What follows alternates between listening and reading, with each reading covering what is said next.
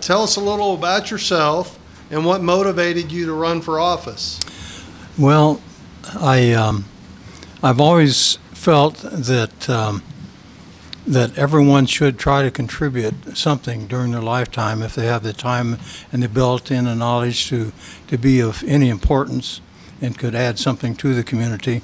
And I've been active in my entire adult life, except for a period of about 12 years when my wife was going through Alzheimer's. I didn't do much during that period. And it was kind of a trying period. I did discover some things that were 14 years ahead of the medical profession, actually, because I put her on a stable platform. It wasn't my idea. It was from a doctor that was doing gene studies, and I was watching public television. He gave me the idea, and I picked it up, and I took it on, and she changed dramatically and put her on a stable level within 2 days. She had at least 12 different things that changed dramatically almost instantly.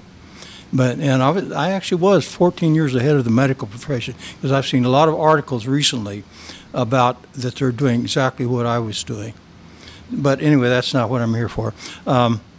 I've actively been involved in my community, in business groups, in civic organizations, and clubs. I'm not going to bore you with all most of it's down there on my sheet if you want to read it. But anyway, I've had some very responsible positions in my life, and I've always stood up and I did my part, and I'm not sorry for what I contributed, and I brought a few things just to show that I actually did something.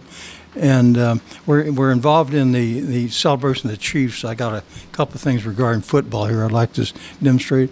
I don't like to talk about myself. I don't like to go back and delve into history, because I have reached some pretty high levels, and I might sound like I'm gloating or, over complimenting myself. But I have a third bedroom at home that almost every wall is covered with things such as this, and I don't want to bore you with all that, but I have been active in the community, and I've done many things. Robert, could you speak up just a little bit? It's kind of tough to hear down here. Okay. Not in the microphone. It's me? No, it's not the microphone. They need to hear your voice down. Oh, okay.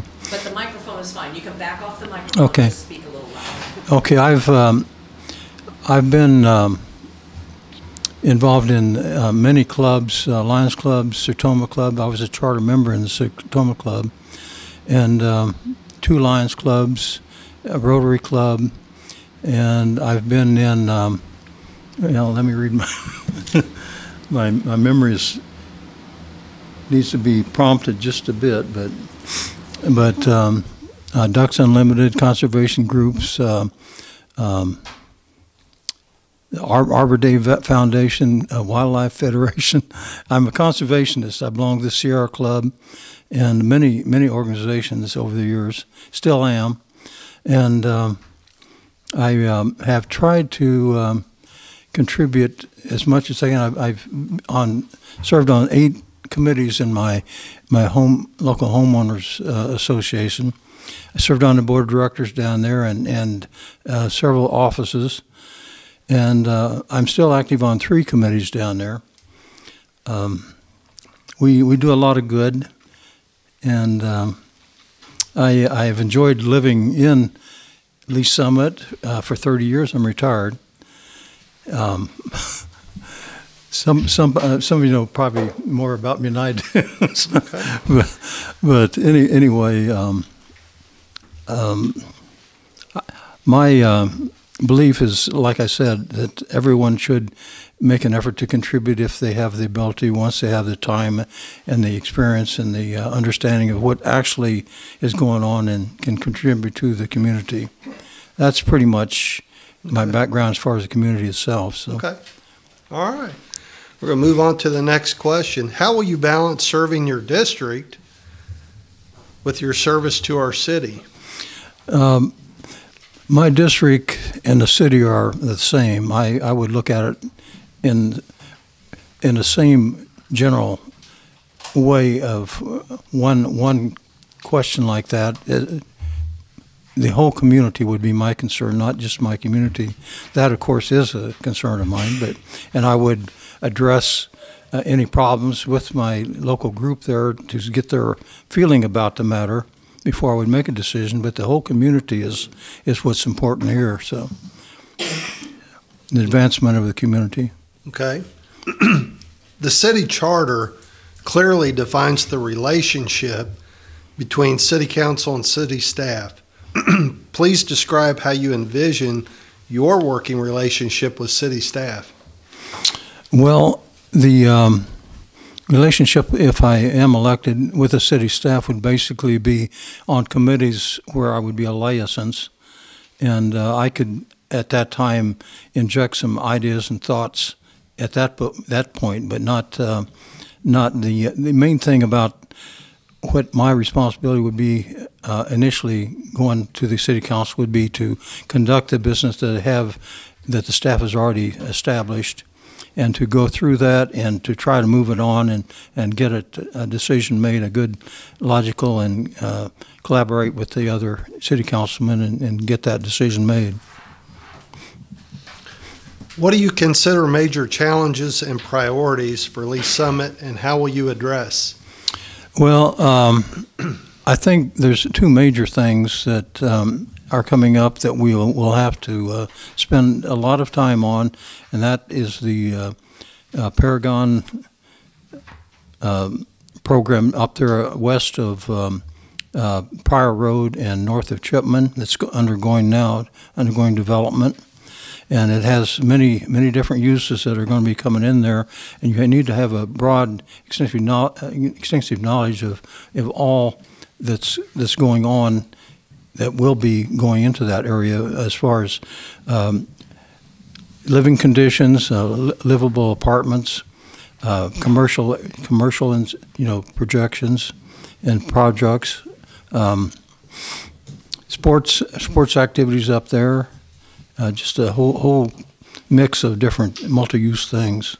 Okay. And you need to have someone in there that understands and has had involvement with those different multifaceted things. Okay. Do you believe economic development should be a primary focus of City Council? Why or why not? It is one of them, yes, definitely. I think the three main purposes and responsibilities of any city and their government is to have the safety of the citizens first.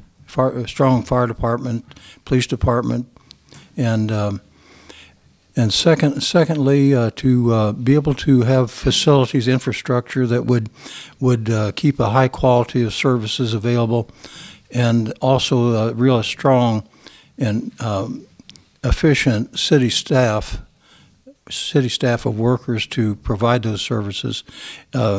Economical development follows very close and should be very strongly supported and move forward. I think parks, recreation, I can't. Those are all important, but the economic development is probably the main thing. I see a definite need from what I've been reviewing over the last few years about the need for the city to establish a definite sustainable renewable energy program and to get some independence from these public utility companies, because they're trying to lock in for 20 years dependency on what they provide. And we've recently gone into a contract with a company that is in the process of doing that right now. They will be surprised at what they're going to be facing down the road a year or two when they maybe try to purchase that equipment that they're installing on our property, on city property. Okay. Does the current economic development incentive policy provide appropriate tools for sustainable growth? Repeat that just a second. Does the current economic development incentive policy provide appropriate tools for sustainable growth? I believe the program is efficient and on track. Yes, I think it is. When would economic incentives and enhancements be appropriate? In some cases, the TIF projects have to be very selective and gone into very carefully. You need to have basically sustainable companies coming in, and those that have established records of success and sustainability. And that's the main thing. If a company can come in and prove their need in the community and they're set up to make sure that they are sustainable and productive, then they may be able to get some support in that fashion if they need some support. Okay. They have to prove themselves going into the future, though. Okay. How does Lee Summit continue to become the place to live, work, and play?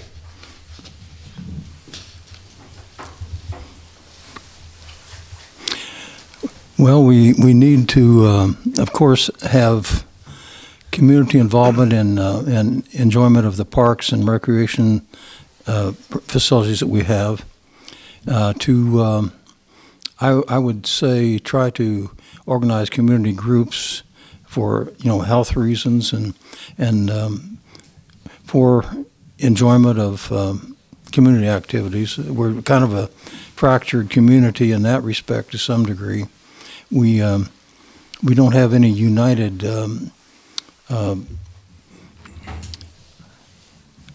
well, what should I say? Family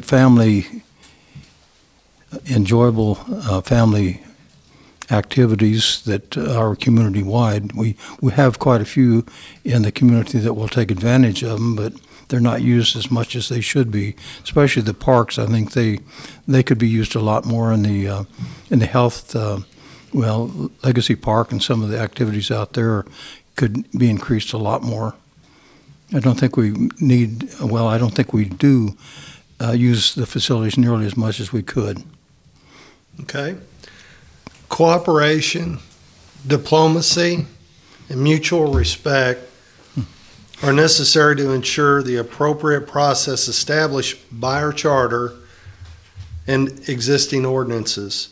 What leadership experience do you have that has helped you prepare for the level of professionalism required of city council members? Well, I think probably my business career and my civic career as well. I've served in leadership roles in many different facets. I served on the regional savings and loan executive senior council. It was their treasurer. That's the entire Kansas City area. And I've served on two chambers of commerce, two chambers of commerce. Here's a couple of things.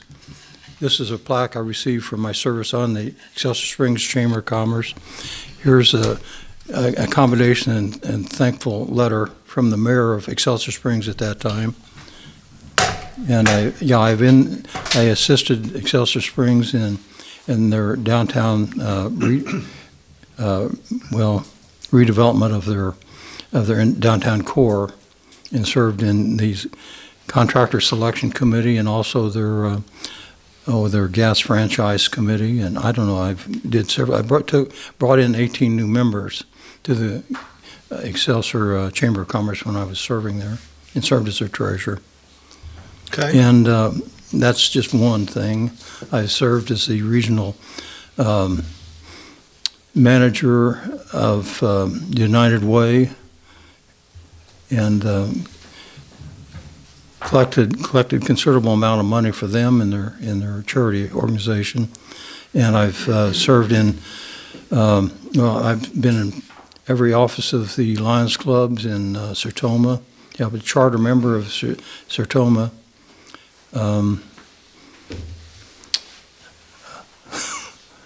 Yeah, you're running, making it hard for me to recall this stuff in 5 minutes. Yeah. But yeah, I've had a lot of leadership and qualities, and well, not qualities, but experience Sure. over the years. All right. What is Lee Summit's role in supporting and contributing to the cultural arts? Well, there's a lot of interest in it. I know that. There should be a lot more. My wife, she was an artist, and I think she produced some artwork that's actually better than some of the masters, but that's my opinion. I think there's a lot of different things that can be done to increase the display of artwork and the encouragement of artwork.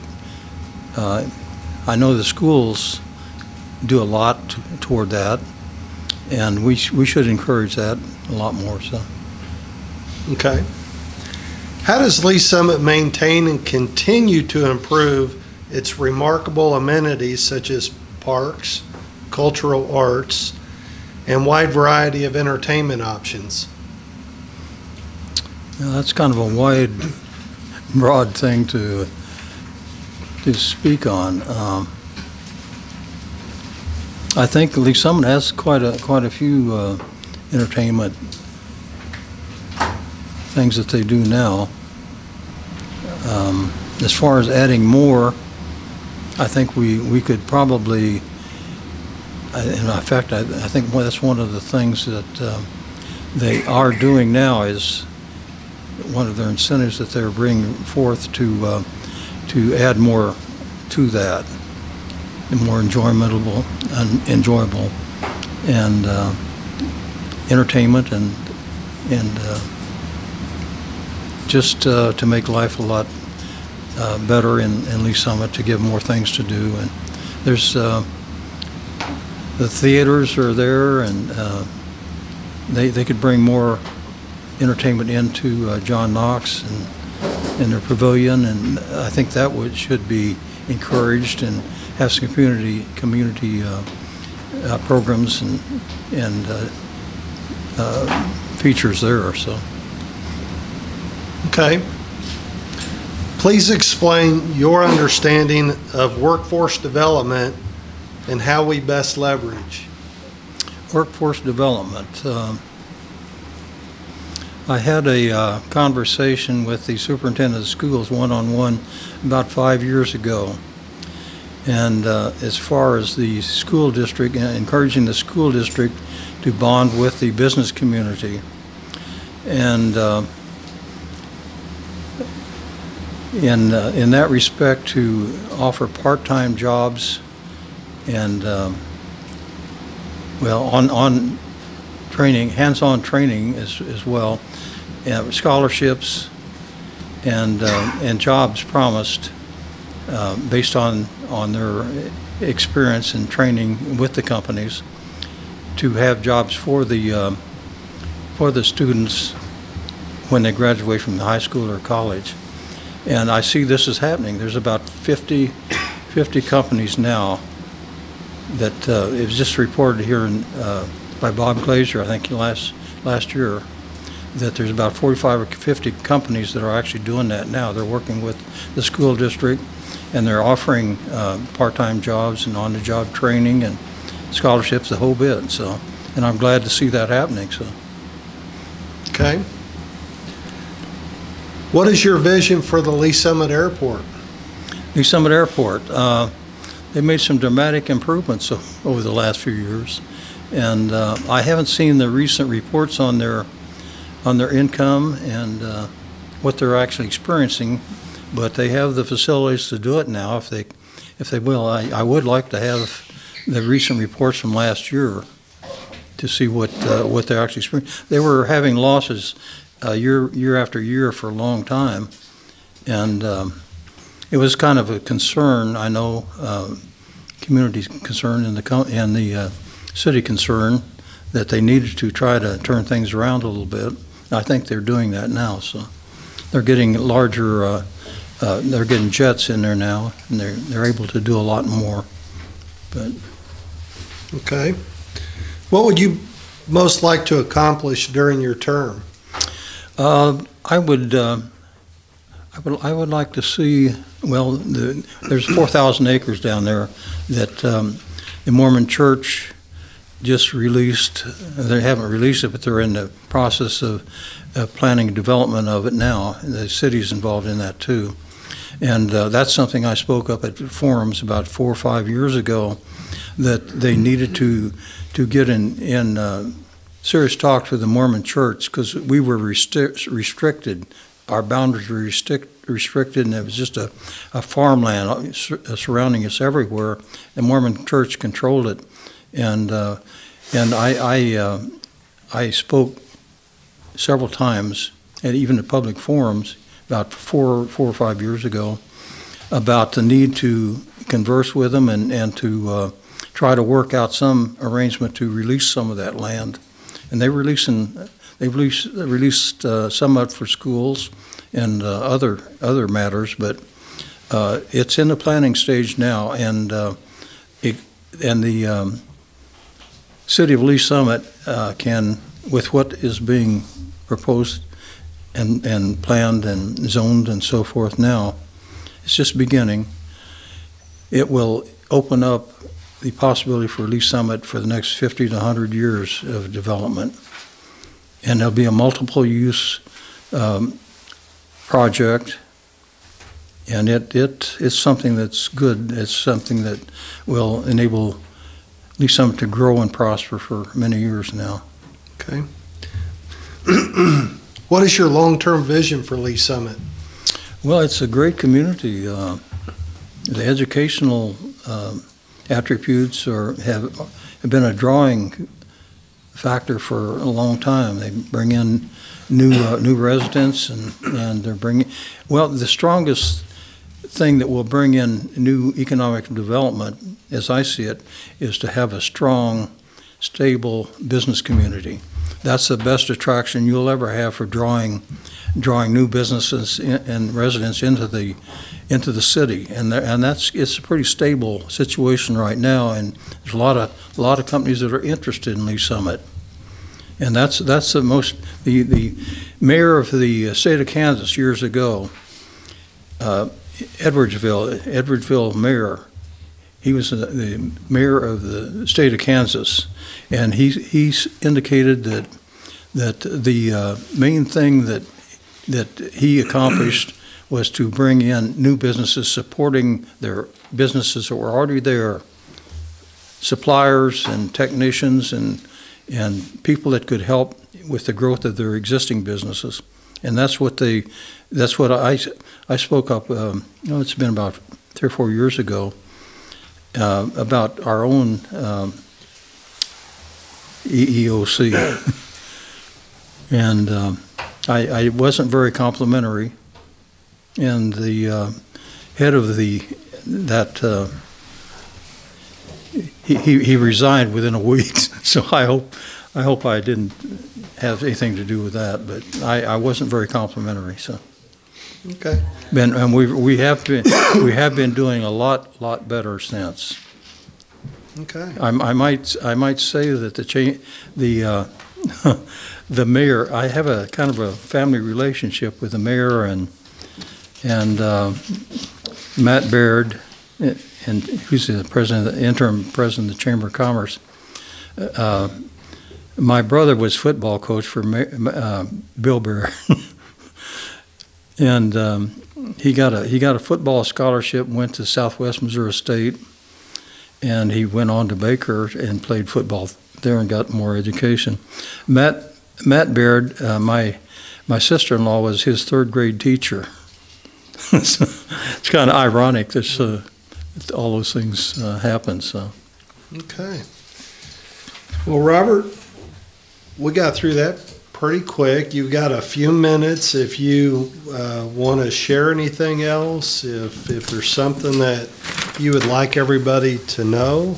Go ahead and take the next few minutes and tell us whatever you want to tell us. Well, I haven't mentioned anything about my education level. It's on these sheets that some of you have. I graduated from William Jewell with a Bachelor of Arts in Business Administration and minor in psychology. Rockhurst College, I took a couple of courses in supervisory skills, real estate appraising. And I'm a graduate of the American Savings and Loan Institute that's headquartered in Chicago. I took 16 courses after work hours in advanced savings and loan studies. And let's see, yeah, they were taught, those courses were taught by Kansas City senior savings and loan executives over a several-year period. My experience, my career primarily involved responsibility for company operations and management and banking and savings in the savings loan business. So I started out at the very ground level. Yeah, I started out at the very ground and worked my way up through the jobs and to the point of CEO. And I actually was the youngest CEO in the state of Missouri in the savings loan business when I was 33. Let's see. I opened a new branch office for Farm and Home Savings, and well, I worked for 5.5 years with Clay County Savings in Liberty, my hometown, and within well, the 3.5 years that first 3.5 years that I managed the company, I started in as vice president, and they advanced me to president, or CEO, I guess that's the same thing. And in the first 3.5 years, from the smallest company and financial company in Liberty, we became the largest in Liberty. And I went on from there to open a new branch office for Farm and Home Savings. And within 7 years, we were my branch office capturing 2/3 of the capital growth of the 4 financial state companies in the Excelsior. The last 25 years before retirement, I served in management positions. The last 20 years at the senior management levels, including CEO. My main responsibilities were executive level company operations, including real estate loans. That was my main thing. All types of real estate loans, construction loans, subdivision loans, commercial loans, home loans.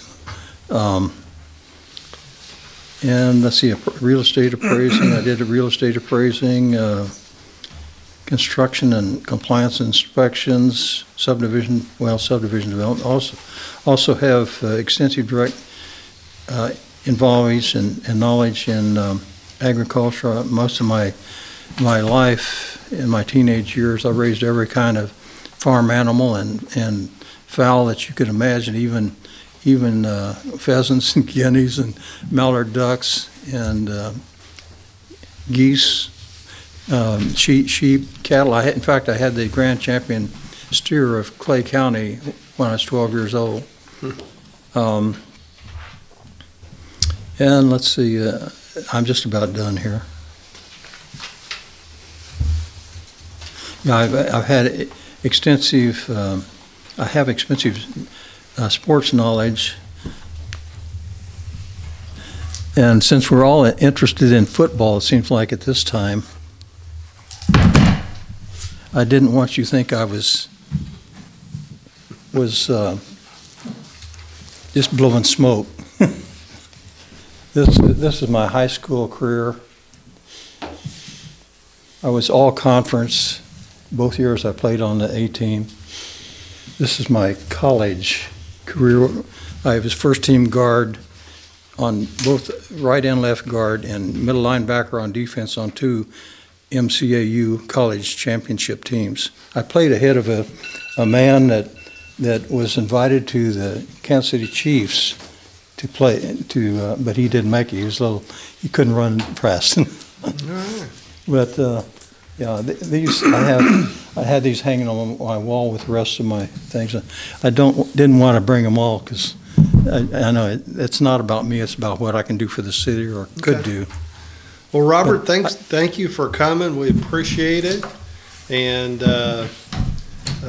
thanks for being here. I really appreciate the chance to speak with you. And I know that my basic motto is if anything that is proposed for the city that is good for the city will have my backing. And I'm not prejudiced. I have a family. I have 30 direct descendants. I have relatives that live in 8 different countries. I am not, and a lot of them have different religious beliefs. I am totally unbiased. I even have African American, at least 4 African American individuals in my family. They're a great supportive group, and they're very congenial. Okay. They get together and they work together very well. All right. Well, thank you again. That's okay.